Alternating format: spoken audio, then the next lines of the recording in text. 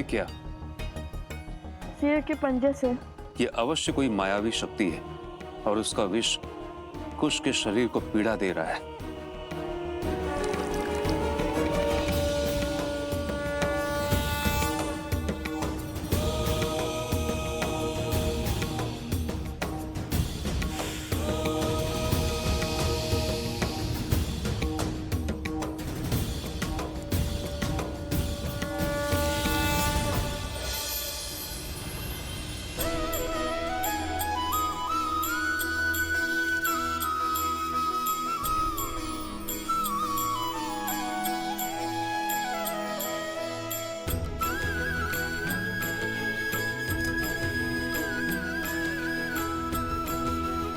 मुझे पहले क्यों नहीं बताया कि तुम्हें इतनी पीड़ा हो रही है?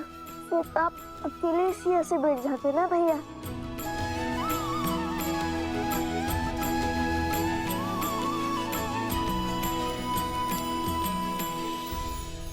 धन्यवाद गुरुवर, किंतु ये घाव ठीक तो हो जाएंगे ना?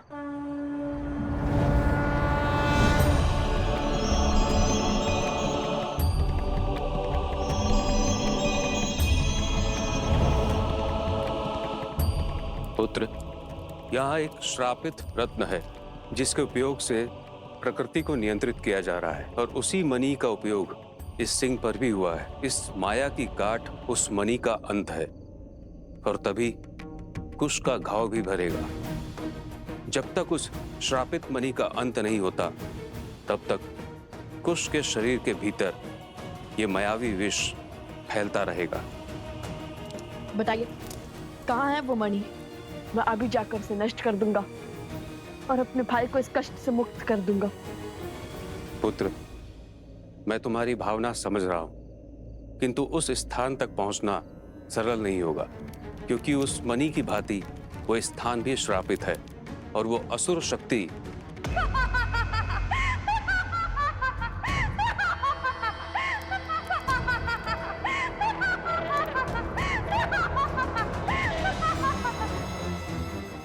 शक्ति अर्थात मैं, और मैं इन लोगों को यहाँ तक कभी नहीं पहुँचने दूंगी। और यदि वो इस पद पर पहुँच भी गए तो केवल कुश क्या, तुम्हारी मृत्यु भी निश्चित है। देखना, एक दिन तुम्हें इसका मूल्य चुकाना होगा। मेरे भाई को इस दशा में पहुंचाने का तुम्हें पछतावा होगा।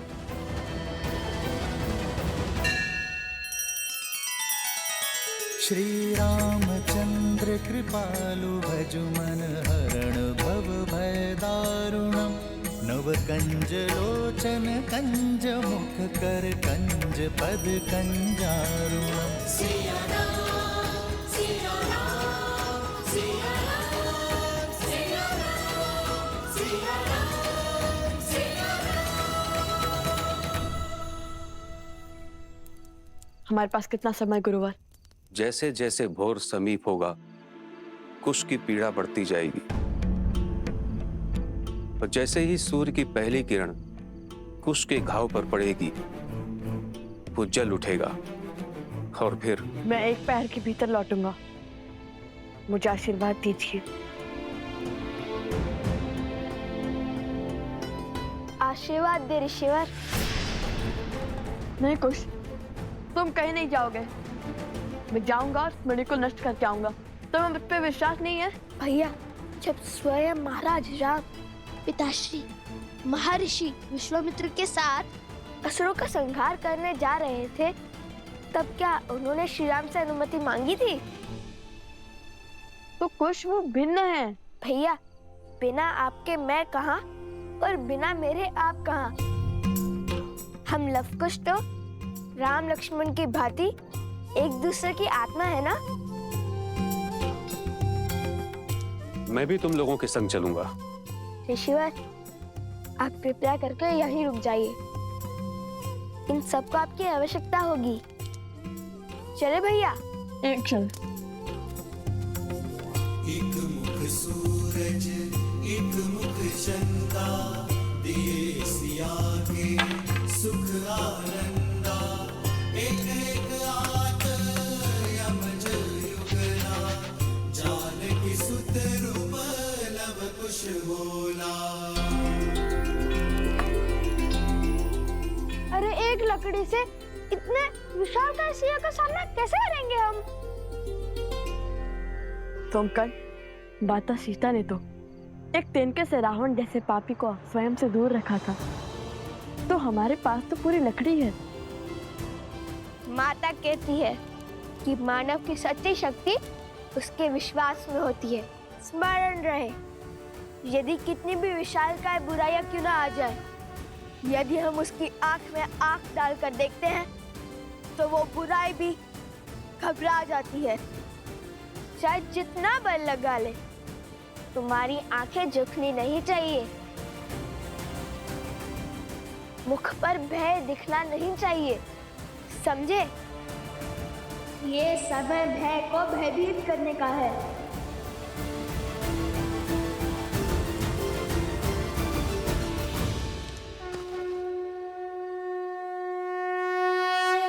विजयी भव।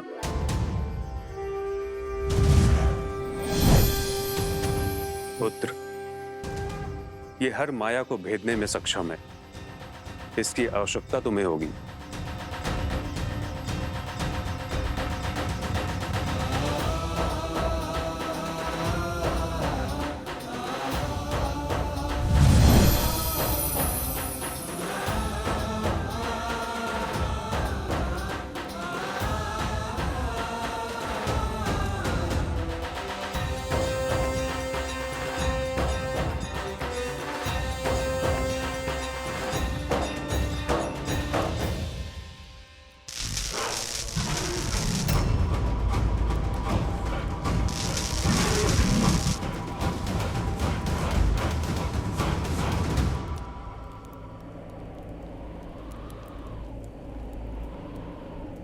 गुरुवर ने कहा था कि हमें ध्रुव तारे के पीछे चलते जाना है, और उससे 5 कोस दूर हमें एक घना वट वृक्ष मिलेगा। उसके ऊपर एक तांबे की घंटी होगी। भैया, क्या हुआ? कुछ बहुत पीड़ा हो रही है, खाब कष्ट दे रहा है। बताओ मुझे, यदि तुम्हें विश्राम करना है तो कर लो। नहीं भैया, मैं ठीक हूँ। मेरी अचरज का कारण तो आपकी सोच है। आप कब से मेरी भांति सोचने लगे? इतनी तेज आंधी में घंटी को भागे भागे आंखों से खोजने लगे। समझ गया।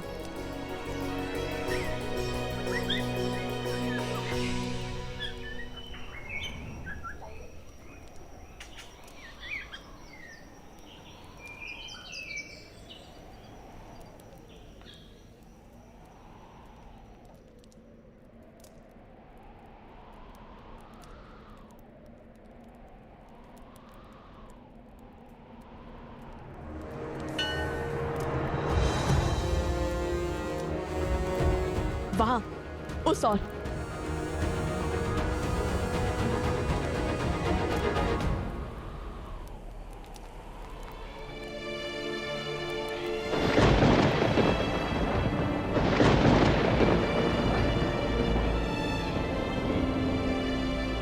कुमुदनी,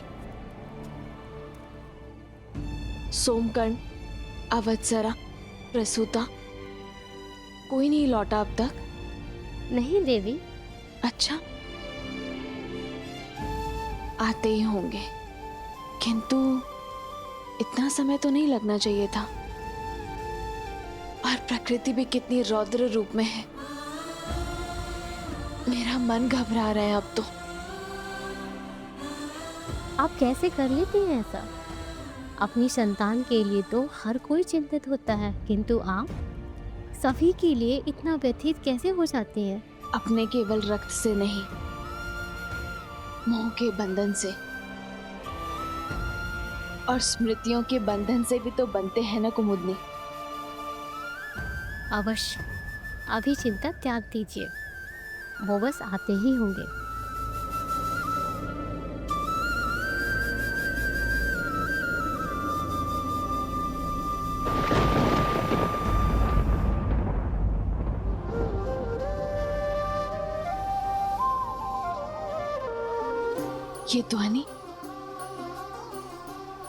ये ध्वनि कहाँ से आ रही है?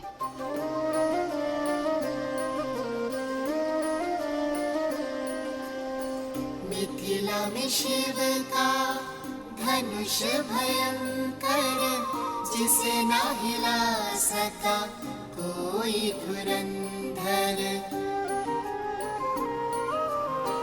राम लखन गुरु मिथिला पहुँचे, लक्ष्य था देखन सिया का स्वयंवर। मिथिल सभा में थी विकट निराशा, कौन बने भरतार सिया का। ले गुरु आशीष उठे फिर राम, शीश झुका दिया शिव को प्रणाम। राम सिया राम सिया राम सिया राम, राम सिया रामायण को प्रणाम। राम सिया राम सिया राम सिया राम, राम सिया राम सिया राम सिया राम। हम वन देवी के पुत्र हैं, भगवान वाल्मीकि के शिष्य हैं और हम धर्म के मार्गी हैं।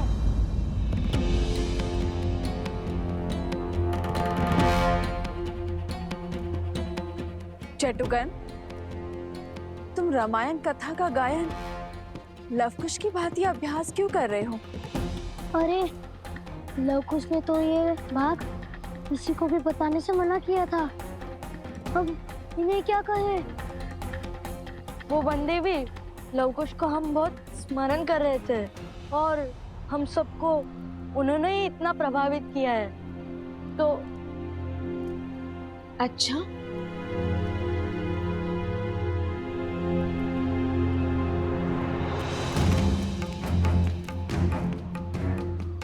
असत्य का दंड जानते हो ना? नहीं नहीं, हमें दंड मत दीजिए। तो फिर सत्य बताओ। वो लवकुश ने कहा है कि आपकी कथा का मंचन करना है। जब आपने अयोध्या छोड़ दी थी तब का भाग संसार के सामने भी लाना है। अयोध्या में मेरी कहानी कहने का क्या उद्देश्य होगा? क्या अर्थ है इसका? वो दोनों करना क्या चाहते हैं?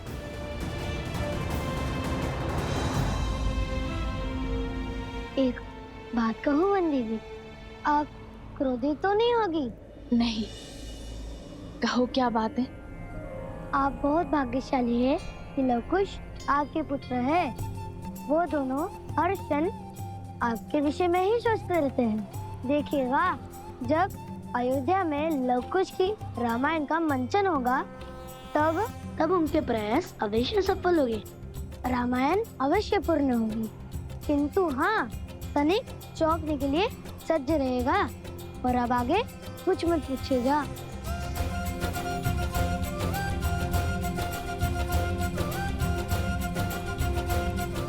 सदा उनके इन्हीं प्रयासों से तो चिंतित रहती हूँ मैं।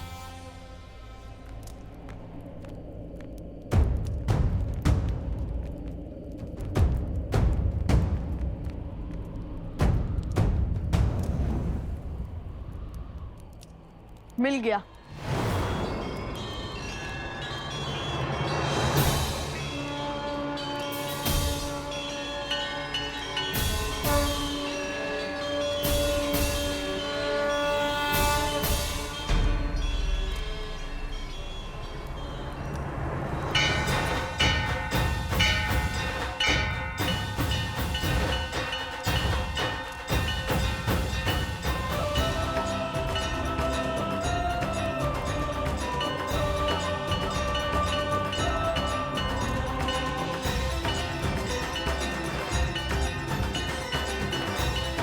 चलो, इस घंटी को ढूंढने की चिंता तो हल हुई।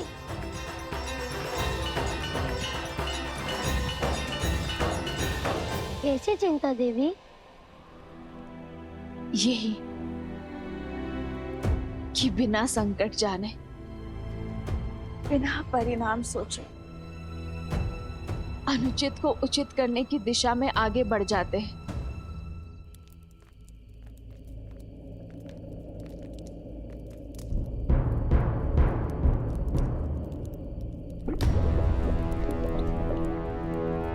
भैया, हमें बस एक सेतु खोजना है जो हमें पर्वत के उस ओर जैन शिरन मंदिर तक पहुंचा दे, जैसा गुरुवर ने बताया था।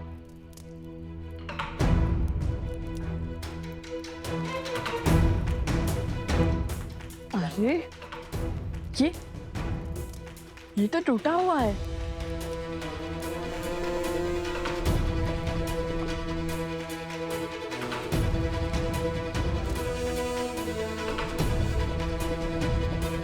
भैया, वो विशाल वृक्ष सेतु का कार्य कर सकता है।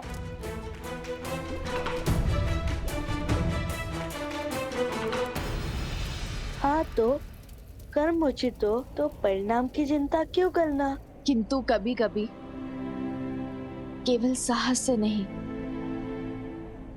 चतुराई से भी कार्य को संपूर्ण किया जा सकता है। मैं तो बस आशा करती हूँ कि वो केवल अपने बल से नहीं, अपनी बुद्धि का उपयोग करके भी प्रयत्न करे। क्या हुआ भैया? भूल गए? माता कहती थी कि जब सब कुछ आपके अनुसार होने लगे, सब कुछ उचित होने लगे, समझ जाना चाहिए कि कुछ तो अनुचित घट रहा है। हाँ, कहा तो यही था माता ने कि जिसने एक सिंह को अपनी माया से इतना विशाल कर दिया, जो हमारे मित्रों के प्राण लेने के लिए सज्ज हो गया, जिसने कहा कि वो कभी हमें उस पृथ्वी तक नहीं पहुंचने देगी, वो पीछे कैसे हट सकती है? हाँ, हमें एक एक पर फूक फूक कर रखना होगा। और मैं फिर कहता हूँ कि मैं आगे बढ़ता हूँ, तुम यही रहो। कदापि नहीं, मैं आपके साथ अवश्य चलूंगा। जहाँ लव भैया वहाँ कुश। और वैसे भी यहाँ तक पहुँचकर पीछे हट जाऊं ताकि सारी प्रशंसा आप लूट ले। ऐसा नहीं हो सकता। अब लगता है ये वृक्ष हमारा अंतिम विकल्प है, किंतु पहले हमें ये देखना होगा कि ये वृक्ष जिससे इस लावा के ऊपर एक पुल बन गया है, वो हमारा भार उठा भी पाएगा या नहीं।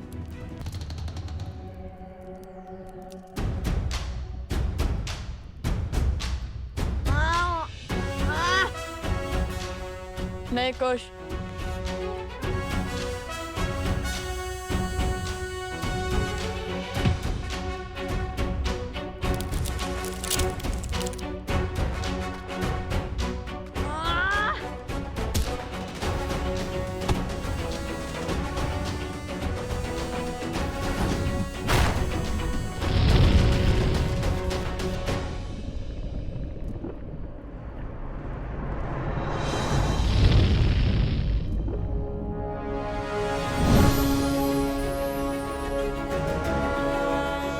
तो बलशाली, किंतु इसका उपयोग करके देखते हैं कि ये मायावी है या नहीं।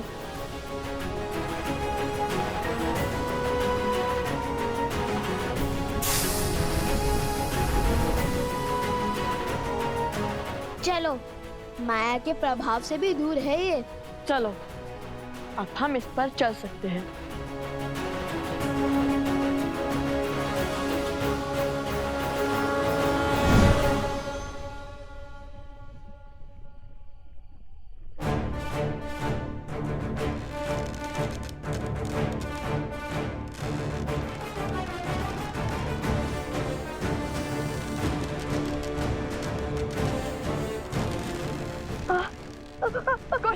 कोश।